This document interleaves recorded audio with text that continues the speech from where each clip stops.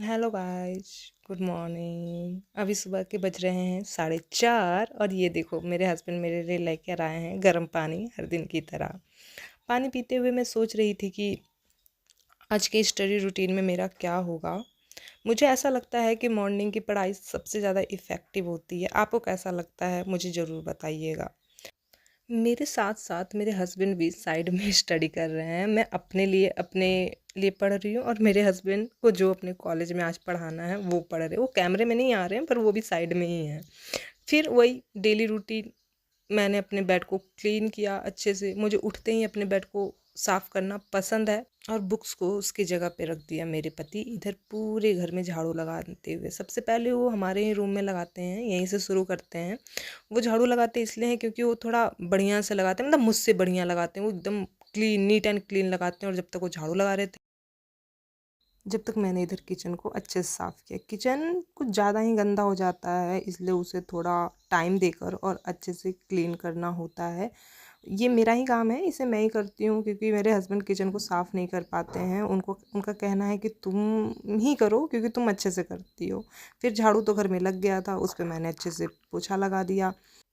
ज़्यादा लोड नहीं पड़ता मुझे काम पे क्योंकि मेरे हस्बैंड जो है मेरे हर काम में हेल्प करवाते हैं। काम कंप्लीट होने के बाद मैंने तैयार हुई, थोड़ा ड्रेस चेंज किया और अपना हेयर कॉम करने लग गई। मेरा हमेशा से ये कंप्लेन रहा है कि मेरा जो हेयर है वो काफ़ी रफ़ है और कभी भी ढंग से सेट नहीं होता। बचपन से मुझे अपने बाल से हमेशा ही प्रॉब्लम रहा है। जब भी मुझे कहीं जाना होता है या फिर मुझे किसी पार्टी में जाना होता है या ड्रेसअप होना होता है अच्छे से, तो मुझे अपने हेयर को स्ट्रेट करना पड़ता है।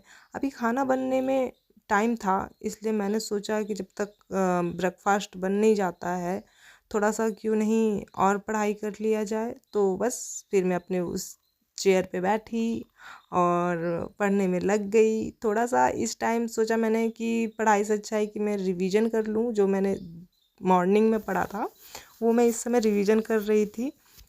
रिवीजन करते करते उधर मेरे जो हस्बैंड थे अप डाउन हो रहे थे, बोल रहे थे कि चलो अब खाना खाने का, ब्रेकफास्ट करने का टाइम हो गया है, चलो अब खाना खाते हैं। पर मेरा ही थोड़ा सा, मैंने ही कहा कि रुक जाइए, पहले हम थोड़ा सा मैं अच्छे से रिवीजन कर लेती हूँ, उसके बाद खाती हूँ।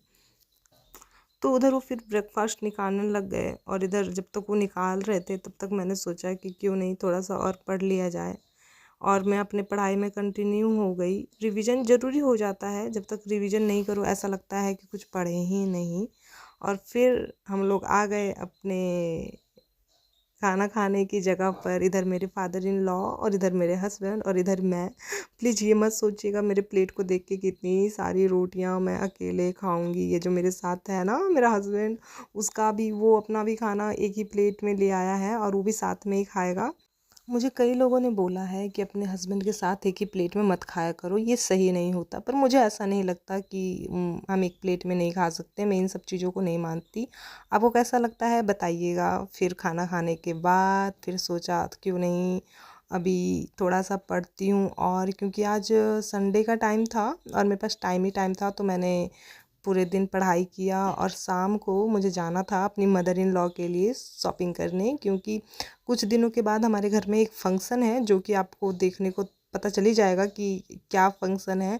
तो मैं, मेरे हस्बैंड और जो मेरी मदर इन लॉ है, हम सब रेडी हो गए थे और मैं इधर वाटरमेलन खा रही थी शॉपिंग पे जाने के लिए। फिर मैं, मेरे हस्बैंड और मेरी मदर इन लॉ, हम तीनों स्कूटी पे बैठकर शॉपिंग करने के लिए गए। यहाँ यहाँ पे देखिए, मेरी मदर एक साड़ी की दुकान पर आई हैं और उनको कोई साड़ी पसंद नहीं आ रहा है। और कई बार तो ऐसा हो रहा है जो उनको पसंद आ रहा है वो मुझे पसंद नहीं आ रहा, और जो मुझे पसंद आ रहा है वो उनको पसंद नहीं आ रहा।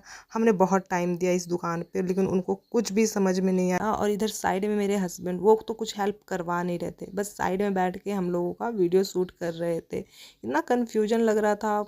कपड़े ख़रीदने में मैं हमेशा कंफ्यूज हो जाती हूँ और ख़ास करके मैं अपनी मदर इन लॉ के साथ।